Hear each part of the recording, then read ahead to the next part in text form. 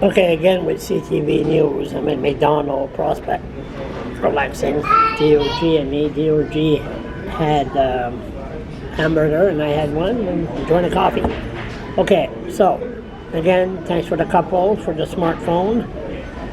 And now I'm starting to understand why everybody is on it. So anyway, okay. Whoops.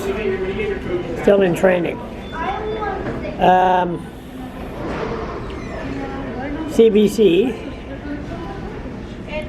CBC has a story that there was a news conference this morning in Moncton with businesses.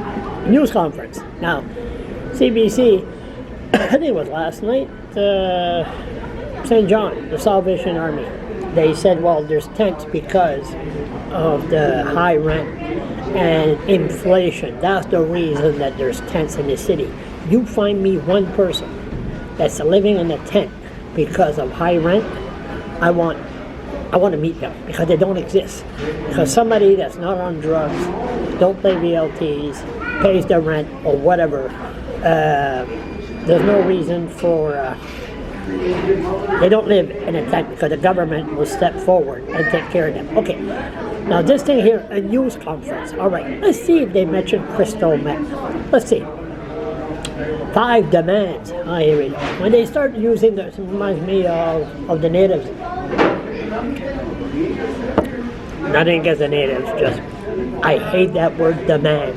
Demand. The minute you use the word demand with plain Higgs, I'm sorry, you're not going to go nowhere. 5 demands issued by groups impatient with finger pointing by governments. Finger pointing. Business groups in Moncton demanded a stronger response by municipalities, the province, and the federal government to crime and homelessness. They say threaten their economy, the economy of downtown.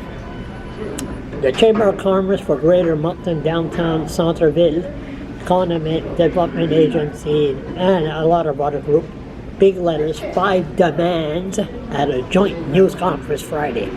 You're not going to get nowhere using the word demands.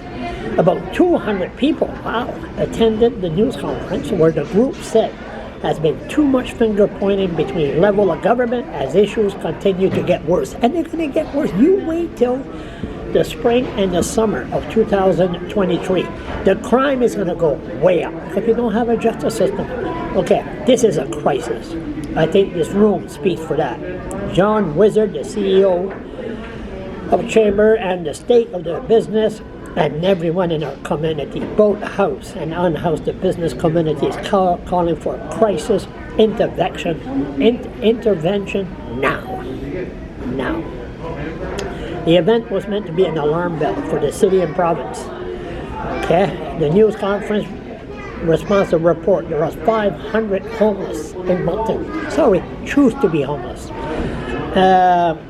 And then there again, a figure that doesn't include the emergency shelters, the death of Luc Landry in a washroom outside City Hall after he couldn't get a shelter bed. They're not saying that he was on crystal meth, he overdosed, and you can't put a meth head in a room, in a motel. I'm sorry, you can't do that. They'll destroy the place. There have been growing calls to address crime and public safety in Moncton region. At the 3rd highest crime rate across Canada. In Fredericton, you are going to get number 1 next year. The business will be able to operate free of fear. That's not going to happen. The safety of the staff and customers, that's not going to happen. Downtown businesses spend more than $2 million on private security. He's going to spend much more in 2023. See ya. 5 demands of government. Okay, there's the demands. Moncton, Riverview, direct Kodiak Region RCMP to address frequency property crime, assault, and open-air drug use. Moncton and the province to work together to ensure significant capacity in shelters. The province to establish a mental health court. Now that's going to help. That has long been sought in the region similar to the one in St. John. the province to spend more on mental health and addiction recovery service. Oh yeah, give them needles. That's the way it works in Fredericton. And look, downtown Fredericton is ruined. Can you say so-called Dr. Sarah Davidson? Focus, Charles. Moncton, the province and the federal government to increase supply of affordable housing. Yeah, that's what you need, affordable housing. Give these metheads, housing. Of course, we believe these 5 urgent actions are required to restore order in our downtown. I read enough bullshit. Listen, I had a woman living above me. She didn't flush the toilet for 3 months. She was a methead. She had 5 flower pots in her bathtub. The garbage was piled up to the ceiling. And there was a dumpster right outside. So, the minute they say demand, I'm sorry. Higgs is just going to go.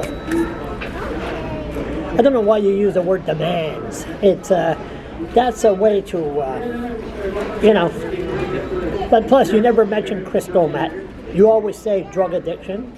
Then you have lots of things to learn of why these people are homeless. And like I told you, you better get ready because take care of them for the winter months, no problem.